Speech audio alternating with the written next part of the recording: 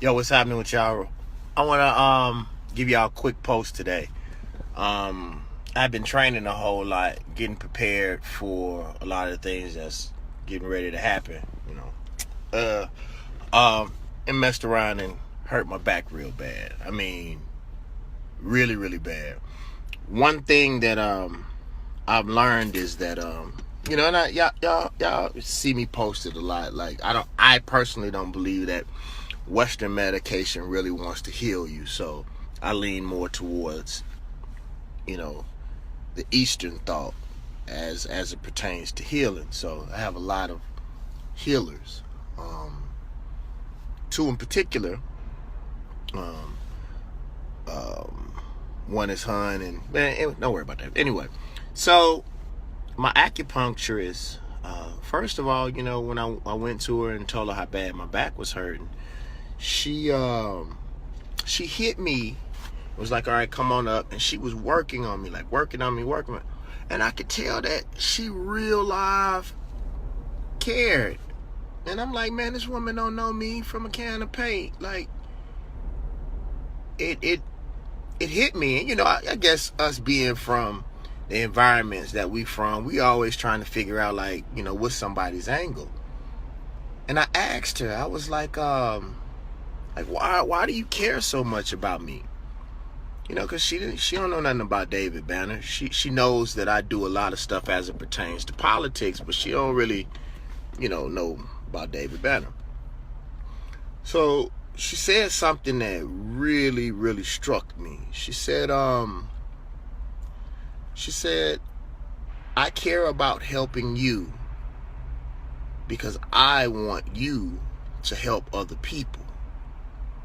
And I was like, yo, it wasn't even about me. That's what was so dope. Like, we become so selfish. And that's when depression kicks in. And that's when hatred kicks in. And that's when fear kicks in. When somebody isn't doing what you want them to do. Or, it's about me. Nobody's doing me. What about me? And she told me two stories that I want to pass on to you guys.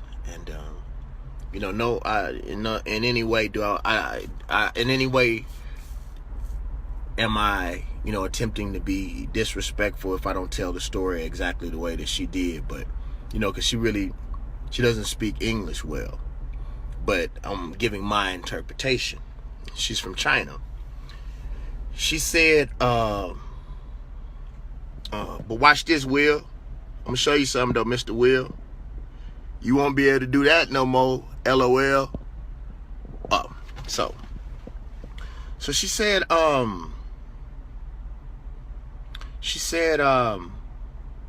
there was this great teacher in China, and everybody came from all over the world to study, under him, and he was really, really, really famous in China. And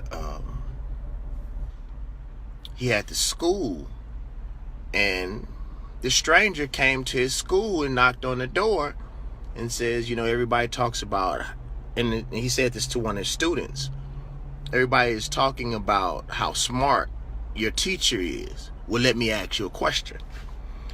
And then he asked him, he was like, how many seasons are there in a year? The student said 4. The stranger said, there's 3. So they got into this big argument, and they were about to go, get into a fight. So the teacher walks in. He said, what's the problem? He says, I disagree with your student, and I want to ask you a question. How many seasons are there in a year? And the teacher said, well, let me hear you guys answer first. So the student said, there's 4 years. The stranger said, there's 3.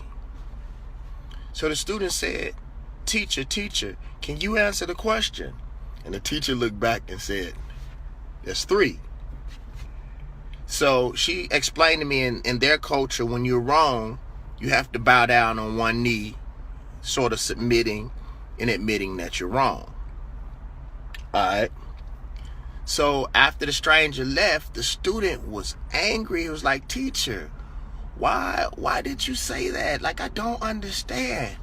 And the teacher basically looked back at the student and said, where is the stranger now? And the student said, gone.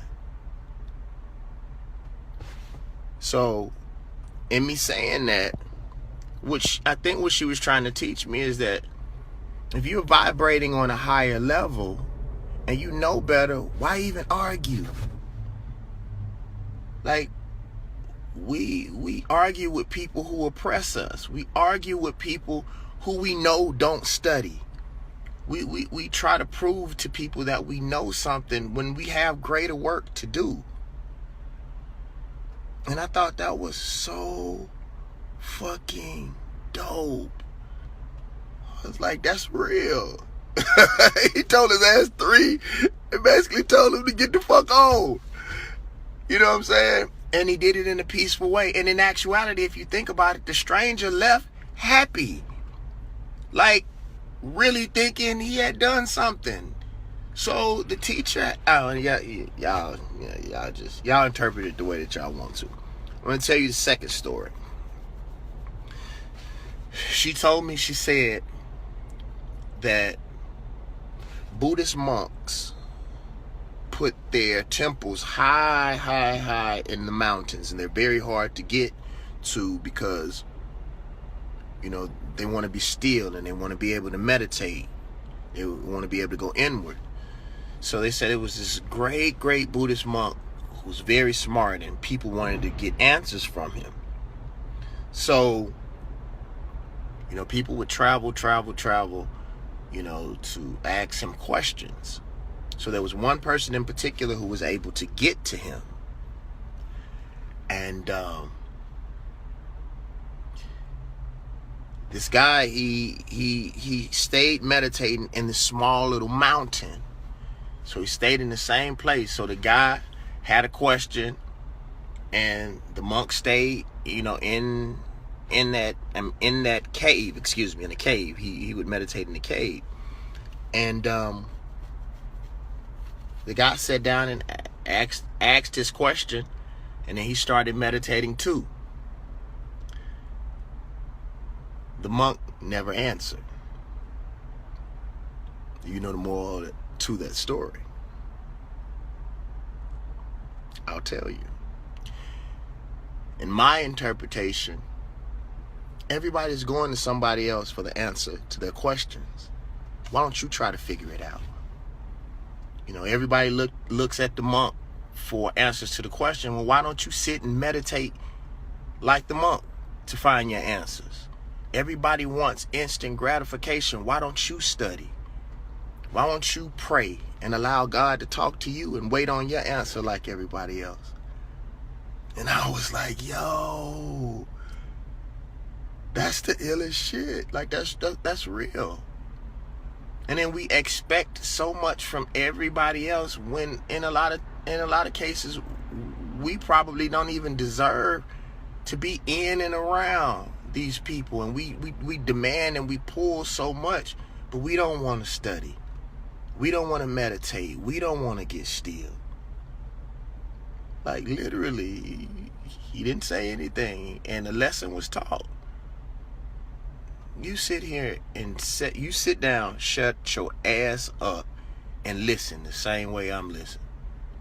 Why should I make it easier for you when I've been sitting here for years trying to figure out life? You sit down for 20 minutes, an hour. You know what I'm saying? And both of my healers have been telling me, for the most part, to slow down. My other healer, Hun, who he does meridian manipulation, and literally, guys, it's 15 more times intense than a deep tissue massage. Like, besides me breaking my arm, I've never experienced nothing as painful as this procedure. But I've learned so many things just through dealing with this pain. You know, he told me, he said that the more pain you experience, the deeper your soul gets. So, I don't know whether that's true or not, but it definitely had me thinking about some deep shit. That damn pain get to your ass, boy. But what I would say is that what I learned through that process is that the shock of pain can only last for so long. And once you accept the pain, acknowledge that it's there, the shock of the pain dissipates. And then the other side to that, I realize he only has an hour.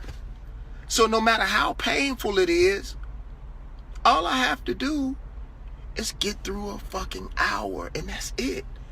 So think about it. Even if somebody was torturing you, 12 people were torturing you, them 12 motherfuckers gonna get tired of beating your ass, or you gonna pass out or die. It can only last so long. So I don't know if any of this has helped you guys in any way. I didn't mean for it to be this long, but today was really an eye-opener for me. You know, it really supports one of the things that I've been saying as it pertains to black people in America, is that, you know, we get so angry at other races of people when the truth is, don't worry about them at all. Deal with them. It's, you know, it's sort of like I tell people about snakes. I don't personally like snakes, but I don't sit around thinking about the motherfuckers all day. If I see one, I either kill it or run away from it. But I don't worry about it until I see a snake. So we have to start building our own communities, building our own people. You know, and if we're confronted with something that makes us uncomfortable, well, we have two choices. But we're going to have to start going inward.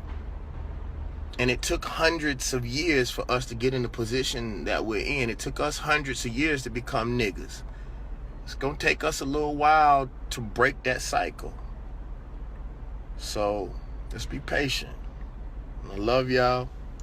Go read a fucking book.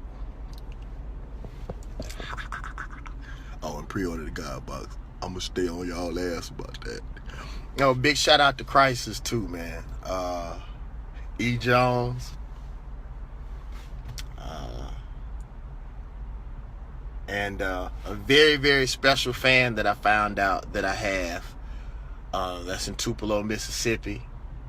Thank you. Jasmine told me, you know, how much you appreciate us, and you guys are doing a very good job with those boys. Mississippi got a #1 single. Ain't nobody talking about that. I know. I'm proud of y'all. Peace, guys.